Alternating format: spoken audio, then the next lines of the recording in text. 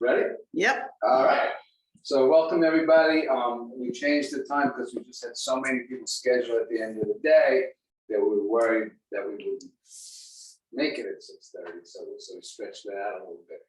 So we have a couple of first. Sharon, you were here last. Were you here last time? This isn't your first time. This is my first time with that, yeah. Oh, it is. Yeah. All right. And Story's first time too. Congratulations. Thank you. I hope this is the beginning of many. And I hope you get something from this that you'll really be able to bring home and could make a big difference in not just your life, but the people you love and care for life. I have a lot of experience with this, unfortunately. All right, for me and other loved ones. All right, so you know, most of this knowledge is firsthand, and I actually probably need to revise this because I've learned a lot since I've made this, but I'll be interjecting all the information. So here. So did anybody ever have a feeling in their gut when things were off? Let's hear it. Yes? Yes. Yep. Yes. All right. Yeah. Oh, do we have people online? Not yet. Not yet? All right, but it is the time. Yes, it is the time. A gut-wrenching experience. Yes, Butterflies in your gut? definitely. No. Never? Do you ever feel emotions in your gut at all? Like when you get upset? You know, I do. A lot of people do, not everybody. Really? All right. So when you get upset, your stomach never gets upset?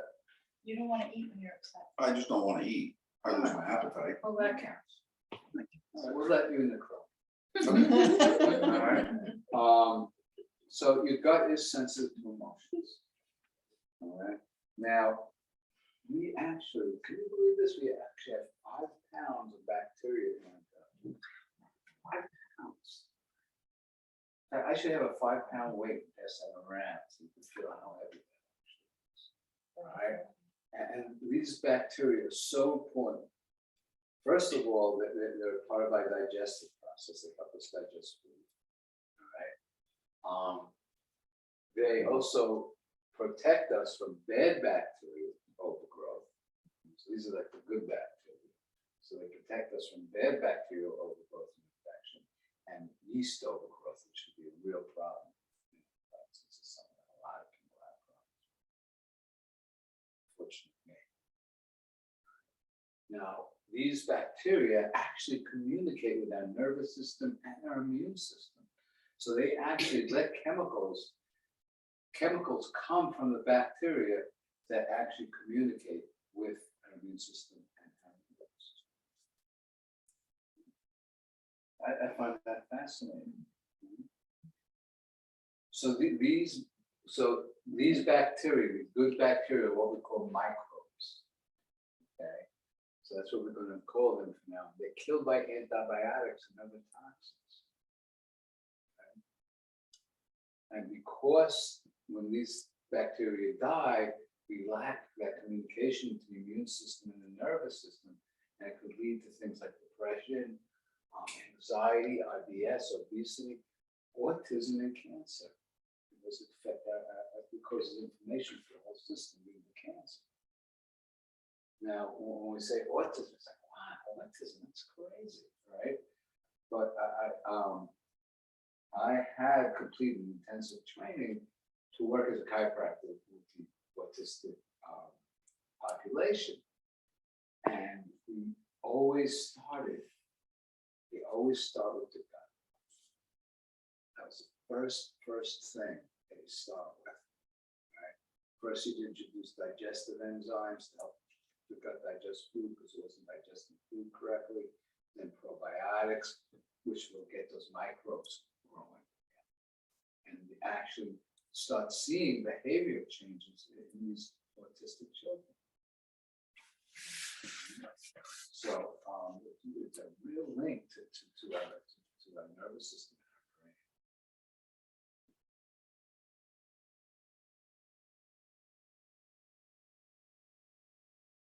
So Anxiety and stress will upset your gut, and an unhealthy gut can cause anxiety and tension.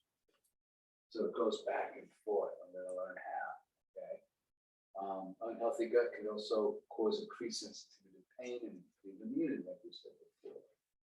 This connection creates a cycle of See, in chiropractic, we have that knowledge that disease comes from dis-ease. From all the stress and tension that we hold, that's what makes people sick. When our gut is way out, it causes inflammation in the gut, but that inflammation becomes systemic throughout our whole body. I have a story about that a little bit. So the enteric, this is amazing. There are more neurons in your gut than in your spinal cord. And what they call the nervous system in your gut is called the enteric nervous system. So it's actually regarded as its own nervous system. All right. So there are also major neurotransmitters in the gut. So not only are the bacteria communicating with the brain, but there's neurons that are communicating with the brain. It's fascinating. What goes on in our body, we have absolutely no idea. Right? It happens all automatically. We just go on with our lives. Right? So does everybody know what serotonin is? That's the chemical in our body that when we exercise it makes us feel good. People who deal with depression, right, have low levels of serotonin, and a lot of times what they'll do is try to increase the serotonin levels. Right? I get my serotonin from exercise. Every morning I wake up and I exercise, increases my serotonin levels. It really helps me through the day. Some people should try that. I'm always Never gonna happen. Coffee first. I actually took my daughter, all right, she's in the corporate world, and I used to call her, and she used to wake up 5 minutes before she had to be at work, because when it was online, literally, and then, and she gets very stressed at work, and we were on vacation, the guy said, listen, I just want you to try this. I want you to exercise before you go to work, because she exercises, she always exercises after. Right. And it says, go to sleep, don't exercise after, just relax after work. Get to sleep early and wake up like 2 hours early and do your workout before you go to work. And she told me today. She also asked me to buy the car, that was the end of the reason she called me. She wants to come up here, she wants my car. But she also said, hey, by the way, I've been waking up at like 7 in the morning and working out. My stress levels are good. So anyway, that all has to do with serotonin. Right? 95% of the body's serotonin is in your gut. So if your gut's not healthy, you're losing out on the serotonin. Does anybody here suffer from gut stuff at all? Oh, Yeah. IBS, my whole Oh, life. the whole thing, right? Yeah. You do. So, that's a good thing is that we'll start working with that. Workshop will explain what we do, all right? So, inflammation in the gut hurts the microbiome. Okay? So, my son, Heath, who's 15 now, he started suffering from chronic Lyme about 4 years ago. Literally suffering for almost 4 years. But a big breakthrough happened about a year ago when someone said, hey, why don't you do this paleo autoimmune diet? And he did it, and that's why everything started to shift. He was 13, he's 15, he just became 57. That was about 2 years ago, actually, that he did that. So what the paleo autoimmune diet is that there's no grains, no sugar. Can you imagine a 13, 14-year-old boy living like this? But he was suffering so bad from the wine, he was just doing it. Just freaking doing it, you know. It's courageous. He just wanted to feel better. So no sugar, no grains, that means no pasta, no bread, no cake, no cookies. Right? No pizza. What's that? No pizza. No pizza, no ice cream. I mean, he'd literally go with his friends to Stewart, and they'd be getting ice cream, and he just wouldn't get it.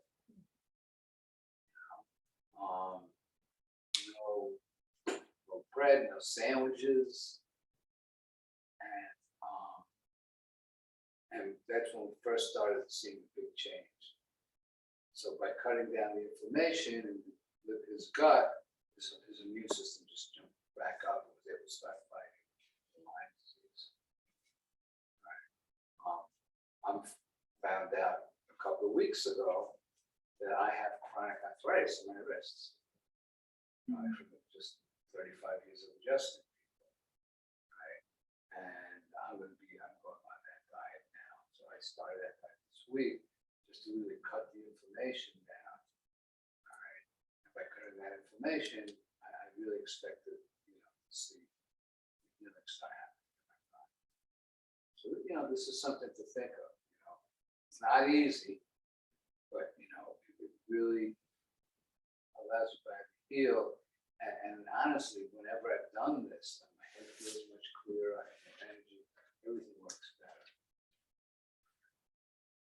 Again, it's tied into your gut. So here, one of the things that a lot of people deal with is they get yeast infections. They get yeast in their gut. Candida is the most well known, but there's plenty of other ones. All right. But people know Candida. And it becomes a fungus. So, people deal with things like jock itch, athlete's foot, and usually that's due to the systemic yeast thing going on.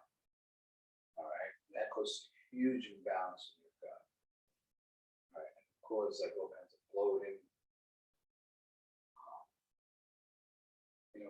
Like a beer belly. People walking around. I drank 4 beers when I went on vacation. I love beer, and I don't drink it anymore because of this.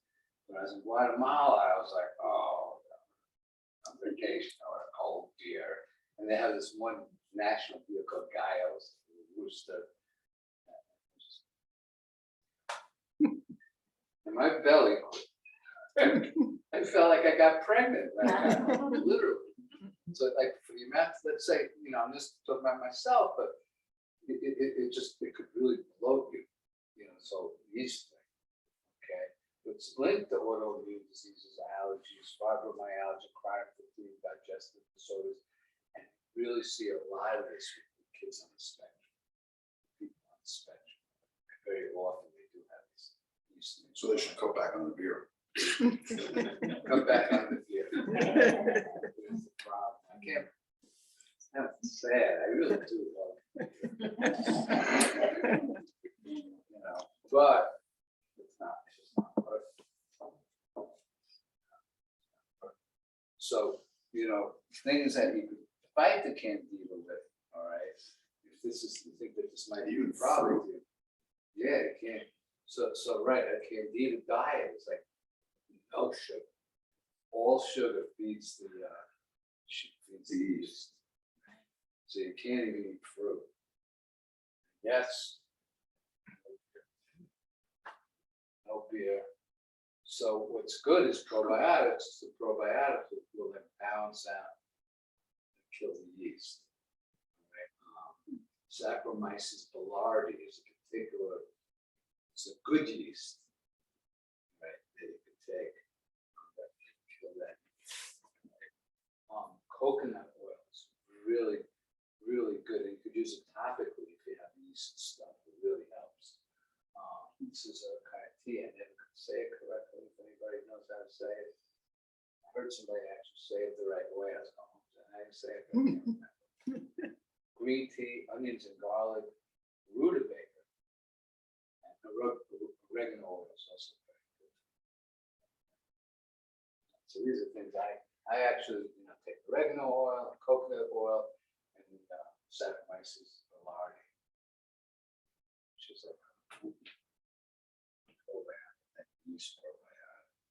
If anybody, has questions offline sometimes about this, please.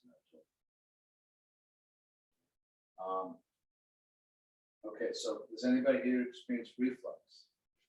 Years ago. Years ago. So what they usually do for reflux, when you go to medical doctors, they give you stuff to cut down on the acid, right? But usually reflux isn't caused by not enough acid, too much acid. It's just that we're not digesting our food because as we get older, we start creating less enzymes and less acid. So our food is sitting in our gut fermenting, causing. Right. So a way to really deal with that is with digestive enzymes. To help your body digest the food and the probiotics, and we have many people who've really done great with that. Bone broth is fantastic for your gut in all ways. The thing I have down there is a zinc quercetin. So that's actually what they give people in Japan in lieu of antacids. And what it does, and you could get it on Amazon, they have it on Amazon. It actually builds up the mucosa in your gut. So that doesn't change the chemistry, it just helps build up the mucosa. Now, CMRT is chiropractic manipulative reflex technique, and that's something that I'm trained in. And I've had many people over the years who've dealt with reflux, and by doing that and making some changes in their diet, we'll be able to get rid of it. And it really works amazingly. It's like almost like 99% of the people say they have reflux problems. And I start doing these adjustments, adjustments in reflux, it will go away. So everybody needs that, please. Okay. The HCl is hydrochloric acid. Again, that's to use as a digestive enzyme. So. Okay. Has anybody ever heard of SIBO? All right. You don't want to hear about it. So SIBO is called small intestine bacterial overgrowth. This is also something that if you do have gut problems, this might be what it is. And what happens is that because the motility is slow, meaning that instead of things going down as quickly, as strongly as they should, it allows the bacteria from the large intestines to creep up into your small intestines where they don't belong. And they really cause problems, big problems. And they'll start eating different foods and cause gas, causes horrible bloating, discomfort. That's something I have.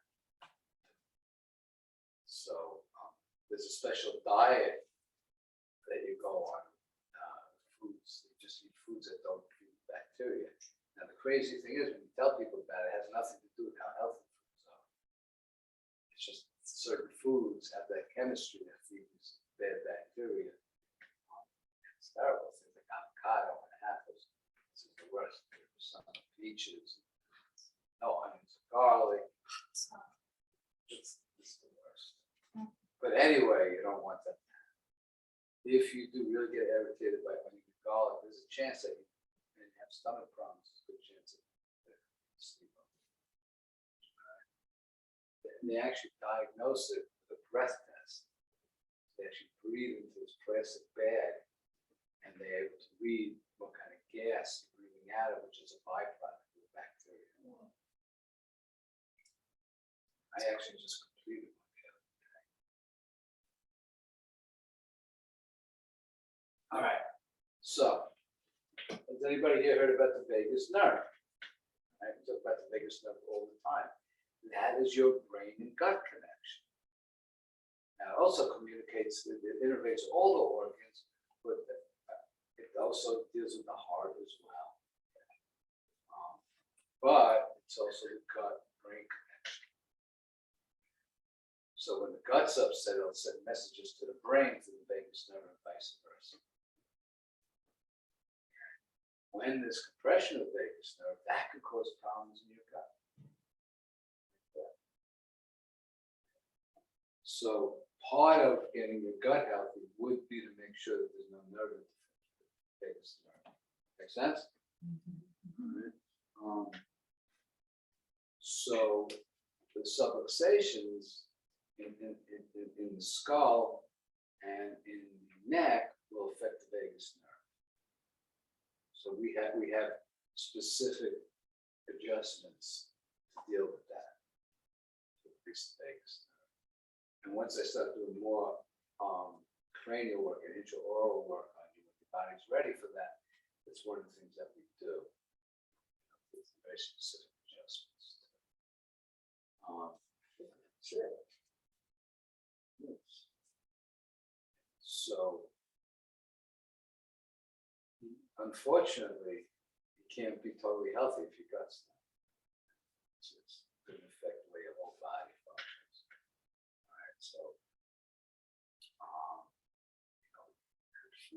and organic foods, of course, when you're eating all those pesticides and stuff, that's not good. Imagine having that.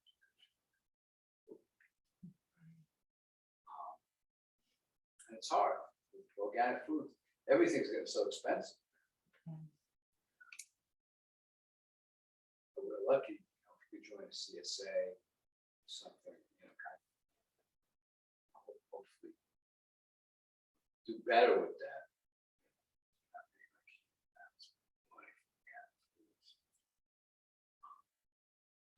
Any, I think that kind of comprehensive. I feel like we've learned something in terms of how this all works and how important.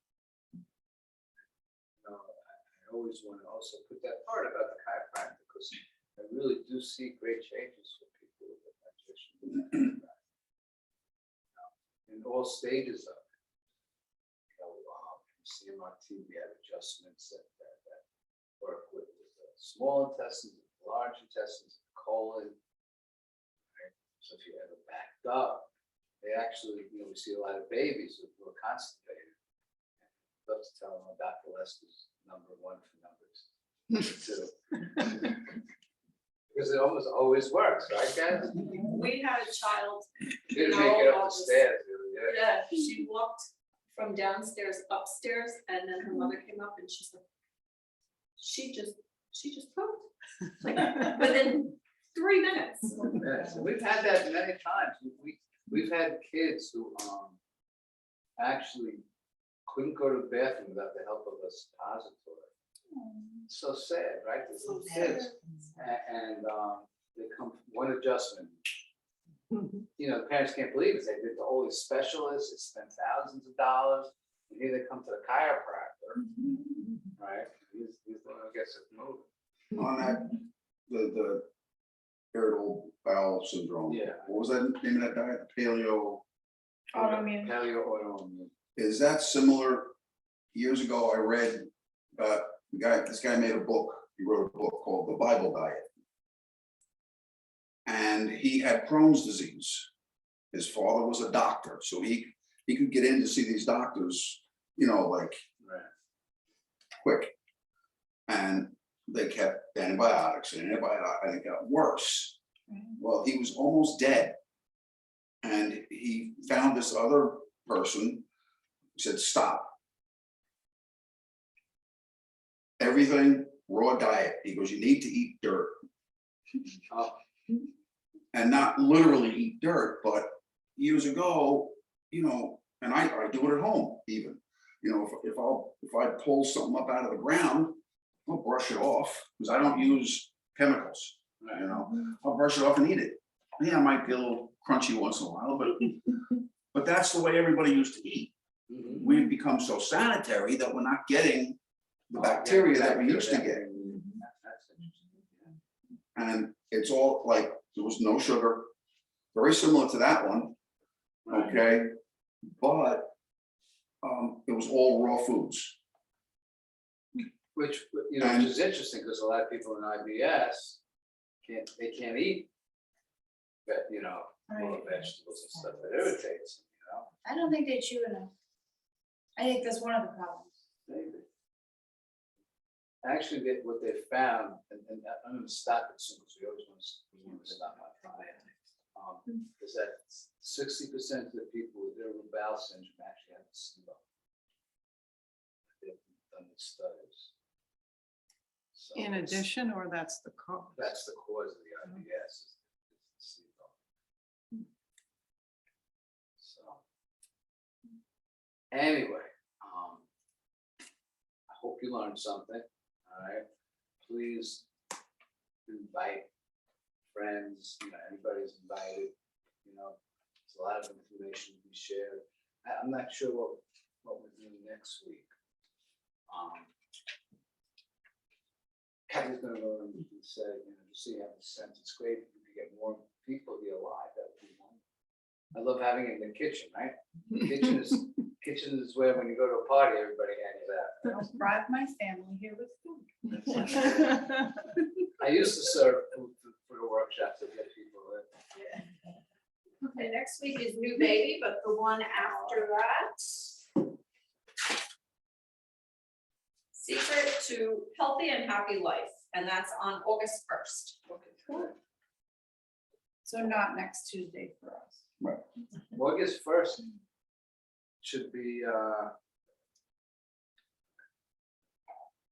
right, thank you, everybody. Thank you. Thank you. I appreciate you doing this. Sure. I really do. That's nice of you.